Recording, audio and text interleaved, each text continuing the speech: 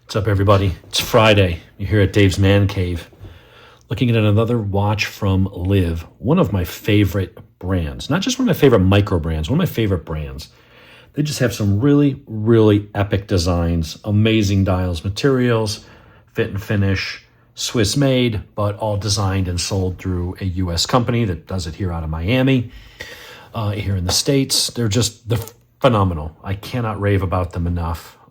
They really go the extra mile for the whole experience, the packaging, buying, follow-up, their member club, the sales you get as a customer. It's just all kinds of cool stuff. They really know how to treat their clients and make not just the watches, but the entire process of doing business with them special. So hats off to those guys. And I've always loved their designs. You've seen a lot of their reviews here on the channel. Most of them are kind of like, not out there, but they're in your face. Like there's nothing subtle about a lot of the LIV designs. They are bold colors, bold designs. They like to push the envelope a little bit and just come up with some things that are different, like the Rebel here in a Venom yellow. Just an absolutely stunning watch. Not that expensive. Go watch my review on it. My wife's got a diver, their GX diver. It's a 300-meter dive watch in rose gold, 41 millimeter, automatic, just under $1,000. Absolutely stunning watches. They've got all these crazy colors. They've got Python green. They've got ocean blue. They've just got amazing things, except for red. I've not seen a red from them yet, and I really would love to. And they have, not all their watches are bold colors and in your face. They're Trekker GMTs, and I think maybe because they're geared more towards maybe the business traveler, so they maybe toned it down just a little bit.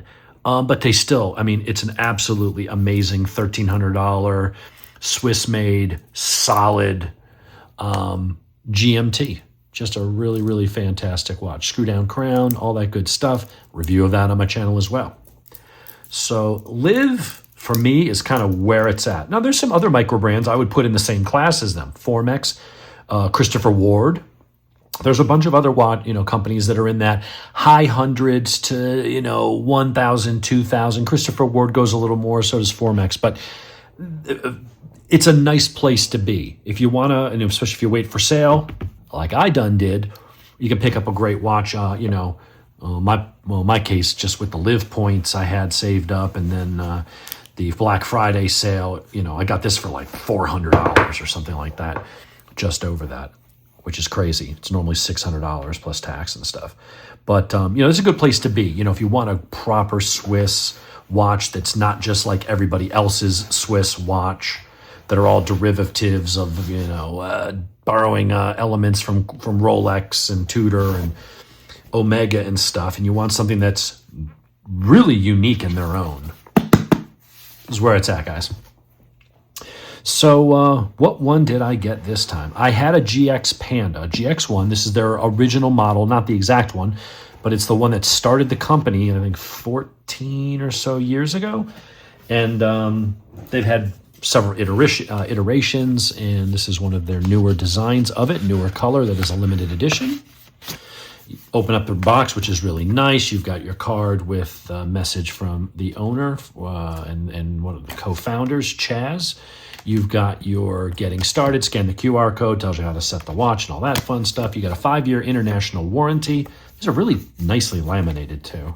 These are not cheap. Like everything, there's nothing cheap about this company. Everything just feels, even the packaging, you're like, oh, what does it matter? You buy a Seiko, it comes in a cardboard box. I don't know. It just feels premium. It's nice.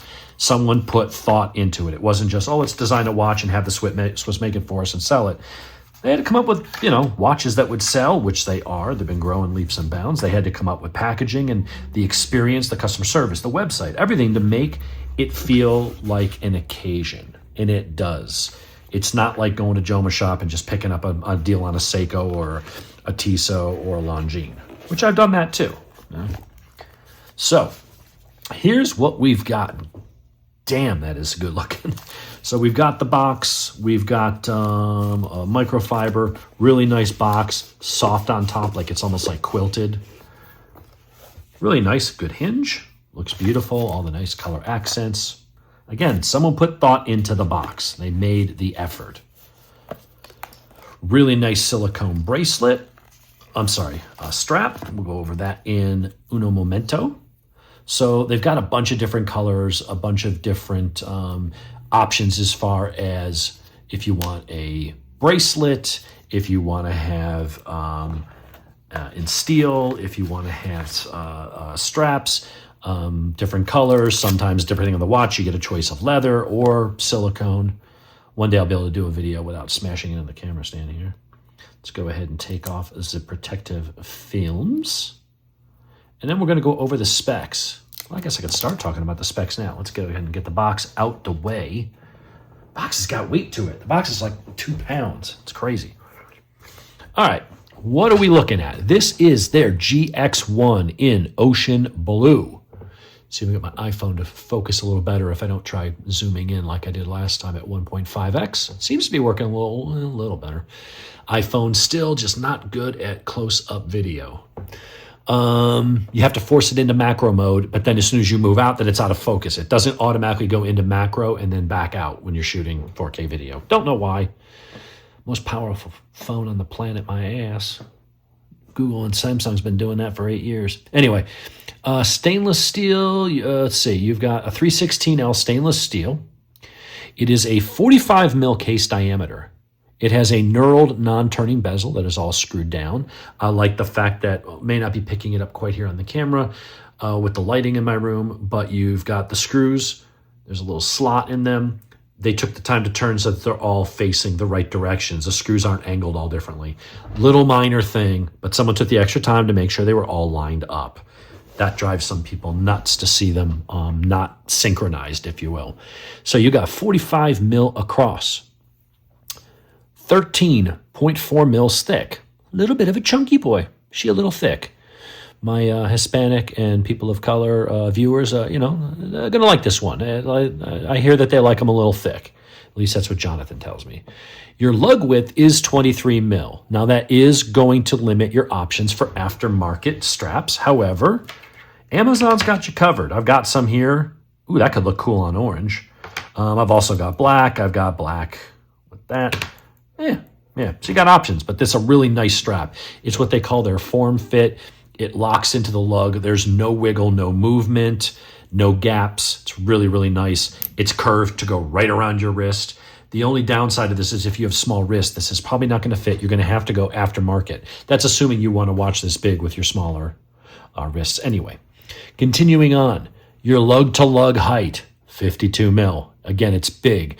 Luckily, the way they're angled and the sharp turn of the molded form-fit silicone strap is pointing down, so it does fit your wrist fairly well. I'll go over why it isn't probably going to work if your wrist is smaller than mine without going to an aftermarket strap. The weight is 120 grams. So they say it's designed for a 6.2-inch wrist all the way up to a 9.6. And looking at the length of this, yeah, it will go to a 9-inch wrist. That's like a tree trunk if you got big, fat wrists. You got 90 days to decide. You can buy it, wear it, as long as you keep it in good condition. If you decide this is not for me, they got a 90-day money-back guarantee. You can return it, get your money back, or get a credit towards another watch. It's great. You got your warranty, free worldwide shipping. Really, really cool watch. So let me see if I can locate. The movement is 100% Swiss-made. It's a caliber 5040.D, 13-jewel, gold-plated Swiss, 10th of a second chronograph with date, fully adjustable hands, 3 to 5 year battery life with an end-of-life indicator. It doesn't say the brand of it, but most of their other movements are ETA, the one that begins with a J, I forget how to pronounce it. They don't tend to use Miyotas or anything like that. They're always the Swiss movements. But let's see. We cover the dimensions. It's an IP, which is ion plated. I guess that's roughly the equivalent of what anodizing is to aluminum. It's not a paint or a lacquer. It's actually bonded at a molecular level. You can still scratch it, but it won't chip off like paint and stuff like that. It is pretty durable. You have sapphire crystal. You've got a 3D, it's a layered dial, so there's like depth to it. When we do some close-in shots, you'll see that. Just really fantastic. I love that color, man. I was almost like, is that blue going to be like too much blue? But I think I'm okay with it. So here's what I was talking about as far as your wrist size. I have 7.3 inch wrists. That's comfortable for me, but I am on the second to last. I can get it on the tightest. It's a little snug more than I like.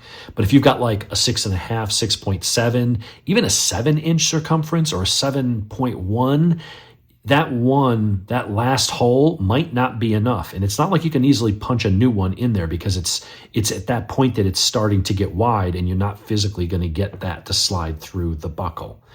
So that is probably, if you had to give it a negative, and I'm not going to ding it for being a large watch. I knew it was a large watch. I bought a large watch because I like it.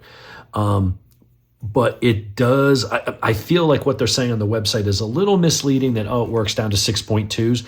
That is a 1 inch plus less circumference than I have. That distance right there is way more than that. There's no way you're going to go from this and have a wrist that's an inch shorter circumference, and you're going to go down one click and it's going to suddenly fit you. It's going to be too loose. You're going to have to go aftermarket. Now, these are not quick disconnect. However, they have very generous access holes right there that you can get into. And if you want to remove that and switch to something like this, which could look good, black on black, and just tone down, the only thing that you're going to lose when you go to aftermarket is that you're not going to have one that fits that curve perfectly. You're going to have to go with basically straight or a slight curve, but it will introduce a gap there. That may bother some people, may not bother others. I'm trying to see, this one's got a slight gap. Not much to worry about. So there you have it. We'll do some close-up shots. I should probably set the time. 200 meter resistance. The screw down crown, but not screw down on the pushers. So if you're underwater, don't use the damn stopwatch. But it is 200 meter water resistant. So I'm going to go ahead here. Second, third, let's say the fifth. We'll go to the fourth. Pull it out. Nice smooth movement. Not too loose where it almost feels cheap, but it's not stiff either. And because it is such a big, nice knurled, the knurling on that is really, really nice and grippy. It's great. It's a really nice experience. Let's go past noon and get to 3:27 p.m. 3:27. Go ahead and screw that in. You've got your pushers. I like the fact that they do the orange. They've got the signature orange here because that's the color of their logo. They got the logo, a little bit of orange on the dial. You got some black in there. Really, man, look at that starburst effect on that thing. It's just crazy good. Nice little click. Seem to be lining up pretty damn good. Stop. Reset. Sweeps around. It's not perfect on the lining up, but man, no, actually, I'm catching a shadow here. The lighting the camera sees much better than I do. It looks much brighter in here than it actually is. It's almost perfect. It's hard to find a watch that gives that line up perfectly. Now, I believe you got your 1/10 of a second down there. Now, that doesn't run forever. It's only for like the first so many seconds, because otherwise you just kill your battery. But I think this also does elapsed time. So sitting there, about 5 seconds should have gone by. Boom. Yep. You got the one I did yesterday. My stern glass didn't have that. So you do have that. Boom. Resets. That's a beautiful watch. I'm torn on if I'm going to keep the blue on there or not. I think it is kind of snazzy. It's not too over the top. Black would tone it down just a little bit and then put all that focus on the dial. I do like at least they put some black here. That's black. So at least they're breaking up the blue a little bit. But that is pretty sweet, man. Let's go ahead and do a lume check. Somewhere in here I got a flashlight. I got to not look at it because then it blinds me and then I can't. My UV light is downstairs, because it has a laser pointer on it, and I use that for the dogs to play. Ooh, I like that lights up the whole numbers. That's cool. So not only do you have your, you got your indexes, but you got a 12 up there, you got a 2 there, you got a 10 over there, everything lights up. You got your date down at 4 o'clock. That is a fantastic looking watch. I'm going to play around and decide if I want to keep that blue strap on it. It feels really good. It's silicone, but it's not too soft. Sometimes silicone can be too soft and then it's like dog hair sticks to it. It's gripping on your clothes. It just kind of snags. It's too much friction. This doesn't feel bad. It's a little, it's not too floppy. I mean, it's silicone, but it's fairly stiff. That's good. All right, let's see some up close shots here. Let me just wipe off the fingerprints from the glass there. There is the face, and I can get it to focus about there. I can't get it any closer. One of these days I'll just start doing macro shots with the camera, with pictures, and then insert them. You know what? Maybe I'll do that.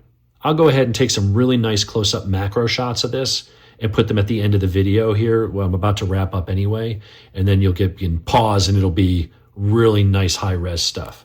But if you want to look at it here, you got nice brushed finish and then IP coated. You got the crown, the buttons, really nice knurling, screws in nice. It just, I can't convey through video how much these just feel like quality. These things are just absolutely fantastic. So there you go. That is the LIV. It's one of their cheapest watches. That's the crazy part. You know, I happened to catch a deal and use some LIV points on Black Friday, but this is still only a $600 watch. You could easily spend that on an entry-level Seiko, Citizen, any of those kinds of things. You're not even up to Hamilton money yet. You know, you're just basically in that $500 to $600 range.